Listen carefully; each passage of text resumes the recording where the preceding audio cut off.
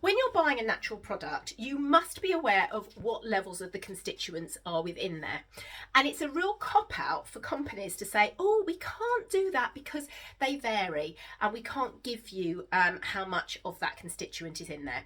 Now, yes, natural products vary, and the levels of the different constituents, for example, iodine in kelp, or omega-3 in fish oil, or beta-caryophyllene in copaiba essential oil, they will vary. And they vary because of when the product was harvested, they vary because of weather conditions, soil conditions, all manner of different things. And that's fine. But a company should be able to tell you the acceptable levels of those constituents between two values.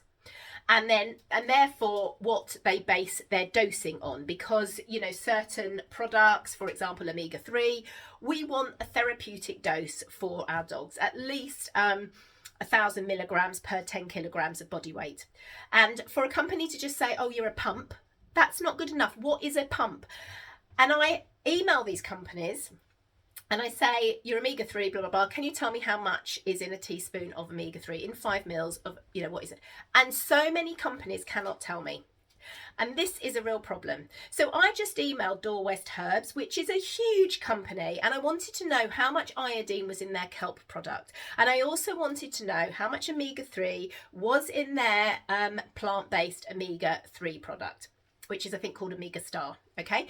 And they came back to me to say, oh, unfortunately, we can't give you that information because this is a natural product and it varies from batch to batch.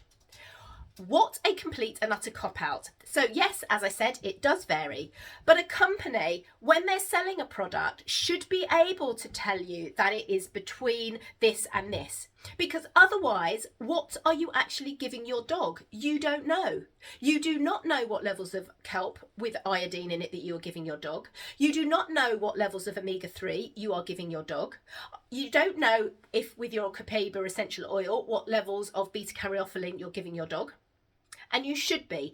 So this is all coming down to purity. This is why the essential oils I use and I recommend their use are doTERRA. They also sell a very nice omega-3 supplement as well.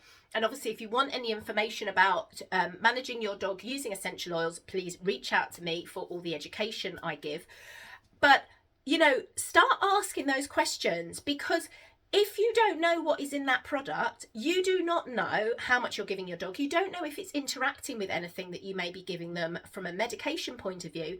And companies are asking a lot of money for different things, and they should be batch testing their products to give you the ranges, the therapeutic ranges of the constituents within that product.